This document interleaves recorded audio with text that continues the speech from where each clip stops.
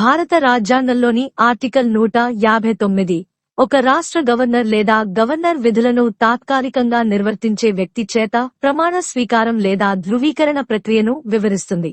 ఇక్కడ ఒక వివరణ ఉంది. ప్రమాణం లేదా ధృవీకరణ ఎవరు తీసుకుంటారు? రాష్ట్రానికి చెందిన ప్రతి గవర్నర్ మరియు గవర్నర్ విధులను తాత్కాలికంగా నిర్వర్తించే ఎవరైనా తప్పనిసరిగా ఈ ప్రమాణం లేదా ధృవీకరణను తీసుకోవాలి. ఎప్పుడు తీసుకోవాలి? వ్యక్తి తన కార్యాలయంలోకి ప్రవేశించే ముందు ప్రమాణం లేదా ధృవీకరణ తప్పనిసరిగా తీసుకోవాలి. అంటే గవర్నర్గా బాధ్యతలు స్వీకరించడానికి ఇది తప్పనిసరి. ఎక్కడ తీసుకోవాలి? రాష్ట్రానికి సంబంధించి అధికార పరిధిని ఉపయోగించే హైకోర్టు ప్రధాన న్యాయమూర్తి సమక్షంలో ప్రమాణం లేదా ధృవీకరణ తీసుకోబడుతుంది. ప్రధాన న్యాయమూర్తి అందుబాటులో లేకుంటే ఆ కోర్టులో అత్యంత సీనియర్ న్యాయమూర్తి అందుబాటులో ఉంటే సరిపోతుంది. ప్రమాణం లేదా ధృవీకరణ రూపం. ప్రమాణం లేదా ధృవీకరణ యొక్క వచనం వ్యాసంలో సూచించబడింది. ఇది కార్యాలయ విధుల పట్ల విశ్వసనీయతను ప్రకటించడం, రాజ్యాంగం మరియు చట్టాన్ని రక్షించడం పట్ల నిబద్ధత మరియు వ్యక్తిగత సామర్థ్యం మేరకు ప్రజలకు మరియు వారి శ్రేయస్సుకు సేవ చేస్తానని ప్రతిజ్ఞను కలిగి ఉంటుంది. ప్రమాణం లేదా ధృవీకరణ యొక్క వచనం ఇక్కడ ఉంది. ఏ బి అను నేను రాష్ట్రం యొక్క గవర్నర్ పదవిని లేదా గవర్నర్ యొక్క విధులను నిర్వర్తిస్తాను, నిష్ఠగా అమలు చేస్తానని దేవుని పేరు మీద ప్రమాణం చేస్తున్నాను. రాజ్యాంగం మరియు చట్టాన్ని భద్రపరచడం, రక్షించడం మరియు రాష్ట్ర ప్రజల సేవ మరియు శ్రేయస్సు కోసం నన్ను నేను అంకితం చేస్తాను. సారాంశంలో ఆర్టికల్ 159 ఒక రాష్ట్రానికి గవర్నర్ మరియు తాత్కాలికంగా గవర్నర్గా వ్యవహరించే ఏ వ్యక్తి అయినా రాజ్యాంగాన్ని, చట్టాన్ని మరియు రాష్ట్ర ప్రజల ప్రయోజనాలను సమర్థించడంలో తమ నిబద్ధతను గంభీరంగా ప్రతిజ్ఞ చేస్తారని నిర్ధారిస్తుంది.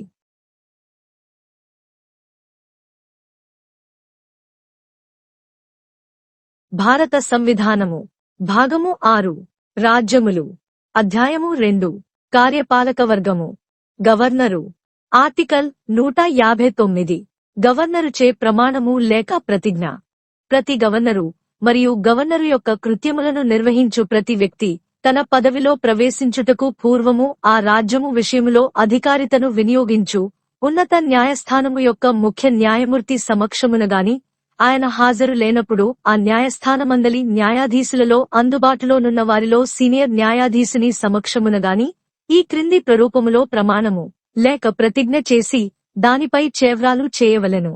ఏ బి అను నేను రాజ్యము యొక్క గవర్నరు పదవిని శ్రద్ధాపూర్వకముగా నిర్వహింతుననియు లేక గవర్నరు యొక్క కృత్యములను శ్రద్ధాపూర్వకముగా నిర్వహింతుననియు నా సంపూర్ణ సామర్థ్యము మేరకు సంవిధానమును మరియు శాసనమును సంరక్షించి రక్షింతుననియు మరియు రాజ్యము యొక్క ప్రజల సేవలయందును వారి క్షేమమునందును నిరతుడనయ్యేదననియు దైవ సాక్షిగా ప్రమాణము చేయుచున్నాను, సత్యనిష్ఠతో ప్రతిజ్ఞ చేయుచున్నాను.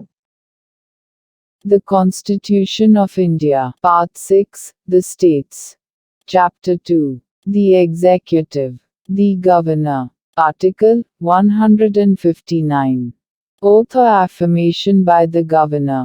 Every governor, and every person discharging the functions of the governor shall, before entering upon his office, make and subscribe in the presence of the Chief Justice of the High Court, exercising jurisdiction in relation to the state, or, in his absence, the senior most judge of that court available, an oath or affirmation in the following form, that is to say, I, A.B., do swear in the name of God, that I will faithfully execute, the solemnly affirm office of Governor, or, discharge the functions of the Governor, of, name of the state, and, will to the best of my ability preserve, protect and defend the Constitution, and the law, and that I will devote myself to the service and well-being of the people of, name of the state.